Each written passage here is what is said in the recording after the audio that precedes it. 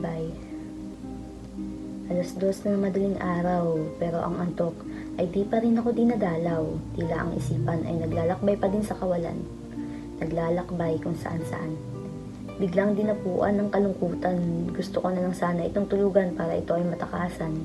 Pero kahit sa pagtulog ako ay nahihirapan. Ilang gabing ganito na lang palagi. Paulit-ulit lang na nangyayari. Hihiga sa kama pero hindi mapakali. Pinipilit na matulog sa paraan ng pagtitig sa kisame. Pero wala pa din nangyayari. Ito ang mga oras na gusto kong may ginagawa na lang para ang isipan ay hindi napapadpad sa kung saan ibababad ang sarili sa mga bagay na mararamdaman ko ang kapaguran. Nang sa gayon ay sa pagtulog ay hindi ako mahirapan. Pero dahil sa sunod-sunod na gabi na itong nangyayari, mga gagawin ay hindi ko na mawari. Hinahayaan ko na lang na pumatak ang mga luhang gusto nang kumawala. Hinahayaan ang sarili na damahin lahat ng sakit na nadarama. Hinahayaan na lang ang isipan na maglakbay kung saan ito gustong pumunta.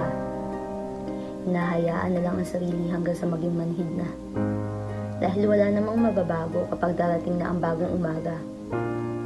Gigising na parang walang nangyaring pagluha. Babangon para magpatuloy dahil wala namang magagawa.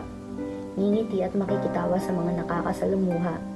Mas pinipiling sarilihin na lang ang totoong nadarama kasi wala naman silang magagawa.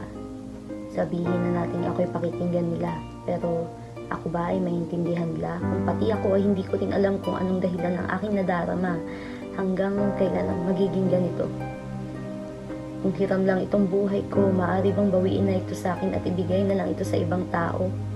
Nang sa gayon ay matapos na ang magulo kong mundo, nang hindi ko na maramdaman kung ano man ang nararamdaman kong ito kasi pagod na ako magpanggap na kaya ko pa.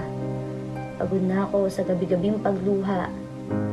Pagod na ako magsinungaling sa sarili ko na ang lahat ay magiging ayos pa. Sapat na siguro yung 21 taon na nandito ako sa mundo. Tama na siguro yun kasi puro sakit na lang yung pinaranas sa akin ng mundo. Tama na siguro ang mga iyon. Nang matuyo na ang mga basang unan na paulit-ulit kong naiiyakan sa tuwing sumasapit ang kadiliman.